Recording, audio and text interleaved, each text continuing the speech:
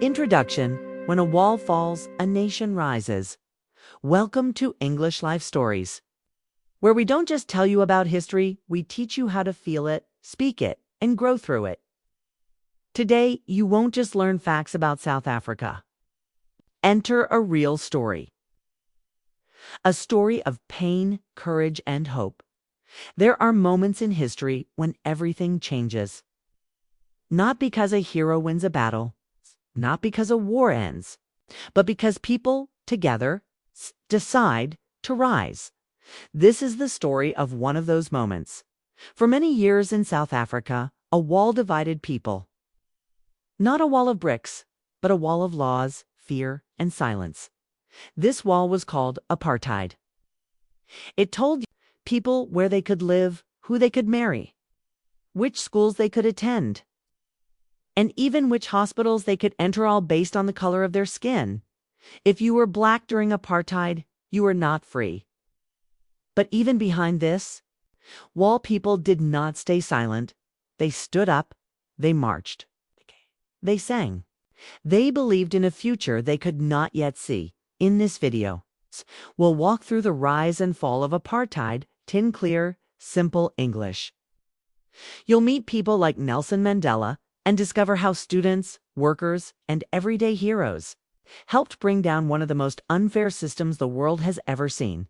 So by the end of this video, you'll not only become better at talking to people, you'll become better at talking about justice, about unity, and about human dignity in English. This is more than a history lesson. It's a lesson in courage. You don't want to miss a second of it. Let's begin. Chapter 1. A system of separation. Apartheid didn't begin with violence. It began quietly with decisions, paper, and law. To understand apartheid, we must first look back a little further to the early 20th century. South Africa was already a land of deep divisions shaped by decades of colonial rule and inequality. But in 1948, everything became much more extreme. That year, the National Party, made up of white nationalists who believed in racial superiority, won elections. They promised voters something frighteningly simple: total separation of people based on race. Their victory changed the course of South Africa forever. This new government quickly passed a set of rules. Rules that didn't just organize society, but divided it completely. The system was named apartheid, an Afrikaans word meaning apartness. Under apartheid, people were divided into strict racial groups: white, black, colored, and Indian. But this wasn't just about labels, it was about total control. Your race decided where you could live, what jobs you could have, who you could marry, even which buses you could ride. White people, despite being a minority, received the best land, top education, and highest-paying jobs. Black South Africans, the overwhelming majority, were forced out of cities and pushed to overcrowded, impoverished areas known as homelands. Families watched helplessly as their neighborhoods were bulldozed overnight, often without any warning or assistance. And these injustices were not hidden. They were openly written into law. Every black person had to carry a passbook, known as a dompas, a small booklet stating exactly where they were allowed to go. If they were found in the wrong place, even by accident, they faced immediate arrest and imprisonment. Ravi, a language learner exploring these events, once said, "I never thought words could build a prison, but here they did." Words became walls. In this chapter, we learn something crucial. Injustice doesn't always start with violence or shouting. Sometimes it begins with quiet rules that slowly shape an entire country. It teaches us to question the rules we accept today because they might become the pain others live with tomorrow. In English, we can describe apartheid simply but powerfully. People were treated unfairly because of their skin. The law separated families. Apartheid made daily life hard and painful. These aren't just historical sentences, they're emotional truths. Because what began quietly with laws and silence would soon lead to powerful protests. deep struggles and, eventually, the fall of apartheid's oppressive walls. Chapter 2. Living under apartheid. Imagine waking up each day knowing that no matter how hard you work, you will never be treated as equal. From 1948 onward, that was daily life under apartheid for millions of Black South Africans. Apartheid wasn't just politics, it was every moment, every decision, every breath. It dictated your life down to the smallest detail: where you could live, what you could study, which hospital would treat you, and what kind of job you were allowed to do. It followed you like a shadow that never left in the 1950s and 1960s. Families were forcibly removed from their homes. Entire neighborhoods were bulldozed simply because they were located in the wrong area. By the late 1960s, millions were displaced, forced to move to faraway, desolate regions called homelands, even if their families had lived in urban areas for generations. These places offered no jobs, poor schools, and almost no basic services. In 1953, the Bantu Education Act was passed, deliberately designed to limit the education of Black South Africans. Children attended schools without books. Many classrooms had over 50 students and only one teacher, while white students learned science, math, and languages. Black students were trained only for manual labor and obedience. It wasn't education, it was systematic control. Everywhere you went, you needed permission. The passbook, the Dompas, was mandatory after 1952 under the Pass Laws Act. Without it, you faced immediate arrest. Men were stopped on their way to work. Mothers questioned on the street. It didn't matter if you were kind, hardworking, or innocent your skin color decided your fate. Yet even in this oppressive darkness, there was light. People resisted not always through protests, but through small, powerful acts of courage. Teachers secretly provided education beyond government limits. In 1955, some parents built makeshift schools in their backyards, risking arrest to give their children hope. Mothers whispered defiantly to their children, "You are not less than anyone."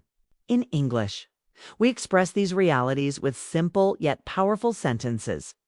Black families were moved against their will. Children had very poor education. People needed a pass just to walk in the city. Ravi, who previously saw history as something distant, reflected, "This chapter helped me understand pain in a new way. It's not just about what happens to people, it's about what's taken from them, their homes, their freedom, their voices. And those voices were getting ready to rise." Chapter 3. Voices of Resistance. Even in silence, a storm was building as apartheid intensified through the 1950s and 1960s. With harsher laws and increased control, the people of South Africa began to rise not with weapons, but with voices, songs, marches, and dreams they refused to abandon. At the heart of this resistance was the African National Congress, ANC, a political group formed in 1912 initially. The ANC pursued peaceful methods, hoping laws and negotiations could end injustice. But apartheid made peaceful progress nearly impossible, compelling the ANC to organize protests and strikes. A critical turning point came on March 21, 1960, in Sharpeville. On that day, thousands peacefully protested against the oppressive pass laws. Police responded brutally, killing 69 people and injuring many more. This tragic event, known as the Sharpeville Massacre, shocked the world and marked a profound escalation in the struggle against apartheid. One of the powerful voices during this era was Nelson Mandela, a young lawyer deeply committed to justice and peace. Mandela, along with other ANC leaders, emphasized nonviolent resistance. He famously stated, "We are not fighting white people, we are fighting injustice." Mandela and his allies organized acts of civil disobedience, such as refusing to carry passbooks or obey unjust laws. Despite harsh responses, including beatings, arrests, and threats, they remained steadfast. Across towns and cities, people from all walks of life joined the resistance. Teachers, workers, church leaders, and even children actively participated. When newspapers were censored, stories spread by word of mouth. When public meetings were banned, groups met secretly. When their voices were silenced, they spoke louder. Resistance was difficult. Many faced imprisonment or even death. Families were torn apart, but their unity and resolve only strengthened. Ravi, after reading this part of the story, said, "They weren't just resisting the system. They were protecting their future and even their children's freedom." In English, these powerful acts are expressed simply. People marched peacefully for justice. Mandela spoke against unfair laws. They refused to stay silent. This is how walls begin to crack, not with violence, but with unwavering courage. Because once voices rise, the world begins to listen. Chapter 4. The Turning Point. Soweto, 1976. It began with children. On the morning of June 16, 1976, thousands of students filled the streets of Soweto, a large black township near Johannesburg. They were tired of being treated as less, tired of going to schools with no books, no toilets, no future. But the final spark came when the government forced schools to teach an Afrikaans language many black students didn't speak, and a symbol of their oppression. They were not violent. They carried signs, they sang songs of freedom. They marched peacefully, full of courage, full of fear. Then the police arrived. At first they shouted, then they aimed. Then they fired. Tear gas filled the air, rubber bullets, then real ones. Children ran. Some fell. The world would later see a photo of a boy named Hector Peterson, just 13 years old, carried in the arms of another student, his sister screaming beside them. That photo would circle the globe, and it would break the silence. The Soweto uprising was not just a protest, it was a turning point. Before Soweto, much of the world didn't understand how brutal apartheid really was. After Soweto, they could not look away. The cries of those children reached beyond South Africa. The response began. Ravi, who had only known protests from the news, said, "When I read about Soweto, I stopped seeing students as weak.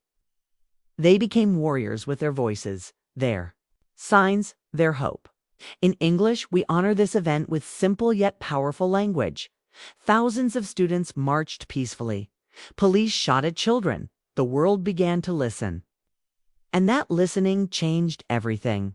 What started as a peaceful protest by teenagers became a global wake-up call. Because when the children stand up, no one can stay sitting for long. Chapter 5. The world joins in after the Soweto uprising in 1976. Something shifted not just in South Africa, but globally. The shocking images of young students being shot in the streets traveled worldwide. People previously unaware of apartheid started to ask questions. What was happening in South Africa? And crucially, what could they do to help? This chapter is about the moment the world transitioned from merely watching to actively participating. Musicians became powerful voices against apartheid. Internationally renowned artists like Stevie Wonder and Peter Gabriel refused to perform in South Africa's whites-only venues.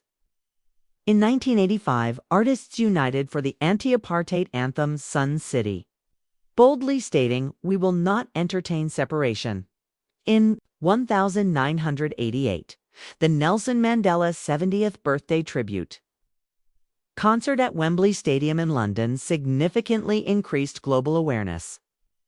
This historic event drew millions of viewers worldwide and clearly sent the message that apartheid must end. Governments worldwide also acted decisively. Initially, key Western nations like the United States and the United Kingdom hesitated, resisting calls to impose strict sanctions against South Africa, partly due to economic interests. However, sustained international pressure, especially from activists and civil society, eventually led these powerful countries to impose economic and diplomatic sanctions. By the mid-1980s, Sanctions had practical and devastating effects on South Africa's economy. Major international banks stopped lending money. Trade restrictions reduced exports, and key commodities like oil became difficult to acquire. Countries across Africa, Europe, and beyond isolated South Africa economically and diplomatically, increasing internal pressures. Universities globally joined this movement too. Students protested, forcing institutions to divest from companies supporting apartheid. This financial withdrawal severely impacted South Africa's economy, causing further strain. Ordinary people played their part as well. Teachers, students, workers, and countless individuals wrote letters, signed petitions, and organized local protests. They may have lived far from Johannesburg, but they stood united with those oppressed within its borders. This was global resistance, a powerful movement declaring, "Injustice anywhere is a threat to justice everywhere." Ravi, who once thought small voices didn't matter, remarked, "This chapter taught me that no matter where you live, your voice has a place in the fight for justice." In English, we can express this global unity simply yet powerfully. Other countries punished South Africa's government. Artists sang for freedom. People around the world said, "This is wrong." Apartheid had transformed from a local issue into a global moral cause. The world had clearly chosen its side, because when one nation cries, the whole world can echo back. Chapter 6. The walls begin to crack. For decades, the apartheid system had seemed unbreakable. Its laws were strict, its leaders were powerful.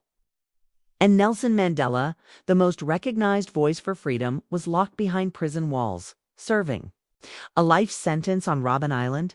But even a wall built with fear cannot last forever. Inside South Africa, the protests grew. More workers went on strike. More students refused to be silent. Churches spoke out. Mothers led marches. Songs of freedom echoed louder each year. And every time the government tried to crush the movement, it only grew stronger outside the country. Pressure increased, sanctions tightened. Countries pulled away their support. The South African economy began to suffer. Big companies withdrew. Even some white South Africans began to question what they had believed. And in the middle of it all, Mandela, still in prison, became more powerful than ever. His name was whispered in classrooms, written on signs, painted on walls. He was no longer just a man. He was a symbol of something much bigger. Hope. In the late 1980s, the government began to lose control. Riots shook cities. International banks stopped lending money. News of the violence reached every corner of the globe. Leaders were forced to think differently. A new word began to appear in conversations: change. Ravi, who once thought that strong systems could never fall, said, "This chapter reminded me that pressure doesn't always explode, it erodes. Bit by bit, crack by crack." In English, we describe this turning point simply: the protests grew stronger. The government began to lose power. Hope was rising, even while Mandela was in prison.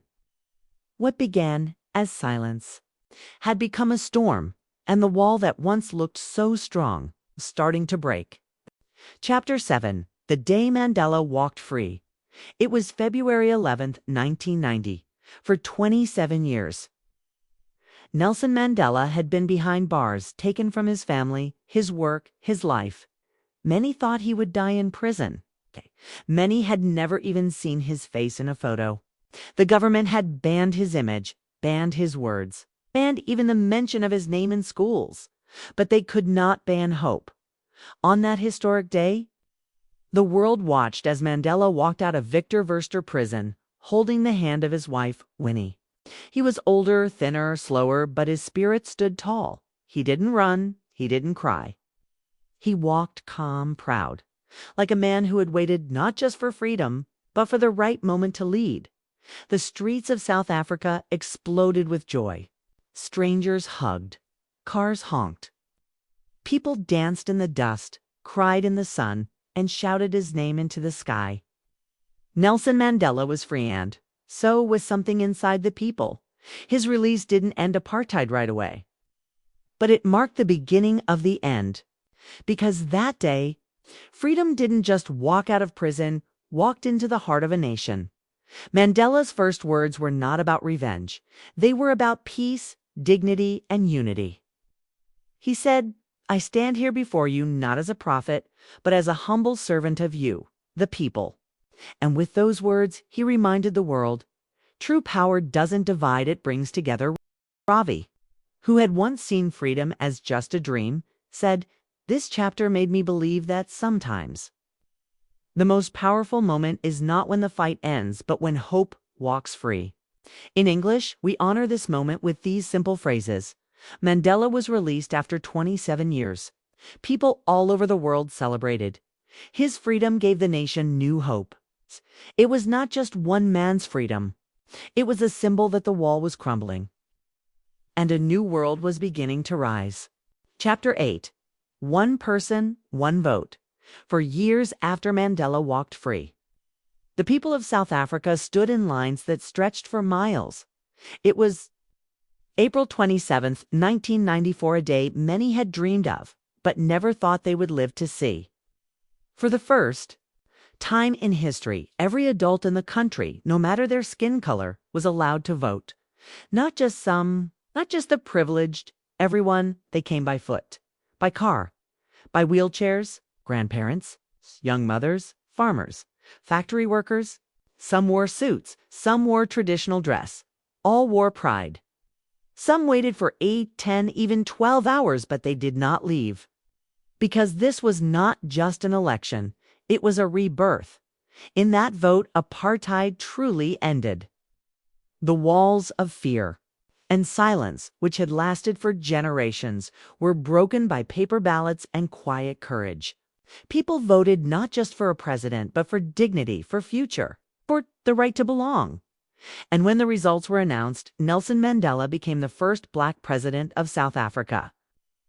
A man once labeled a terrorist by some now stood as a global symbol of peace, wisdom, and strength. He spoke to the people and said, "We have at last achieved our political emancipation. Let each know that, for each, the body, the mind, and the soul have been freed to fulfill themselves." Ravi, who had once felt powerless in his own life, said, "This chapter taught me that change doesn't begin with permission. It begins with belief and ends with action." In English, this moment can be described in clear, powerful ways. Everyone in South Africa was allowed to vote. Mandela became the first Black president. A new chapter of hope began. It was more than a political event. It was a human victory. And every vote was a brick in a new foundation built not on division, but on unity. Because when one person, one vote becomes a reality, so does freedom. Chapter 9. What we learned from apartheid. Apartheid is not just a story from South Africa. It is a mirror for all of us. It shows what happens when people are divided by skin, by language, by fear.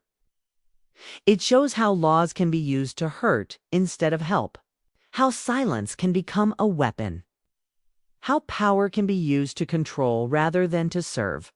But it also shows something else. It shows what happens when people refuse to give up, when students march, when mothers speak, when prisoners become presidents, when songs are louder than guns. When hope survives, even in the darkest cells, we learn that even the strongest systems of injustice can fall, not only through fighting, but through courage, unity, and voice. We learn that freedom is not given. It is built brick by brick, choice by choice, word by word, and we learn that peace is possible, not a peace without pain, but a peace that begins when we finally listen to each other. Ravi, reflecting on the story, said, "Apartheid ended in South Africa, but the lesson lives in every country. The lesson is simple. Never believe that the way things are, it's the way they must stay." It's in simple English, we take this lesson forward. Apartheid divided people, but people came together. It was painful, but it ended. And it taught the world that change is always possible. Because the real story is not just about what South Africa lost. It's about what it found: dignity, voice, freedom, a future. And now that lesson belongs to all of us. If this story opened your eyes, if it made you feel something, it helped you grow not just in English, but in heart, then let it stay with you. Because history is not just about the past. It is about what you choose to do now. You may not lead a march. You may not stand on a stage, okay? But every time you speak with respect, every time you stand for what's right, every time you listen to someone different from you, you are building the world Mandela dreamed of. So use your voice, speak your truth. Learn in English, live with courage, connect with kindness, because your voice matters. And like South Africa taught the world, walls can fall, and new nations can rise, and it all begins with one voice, yours.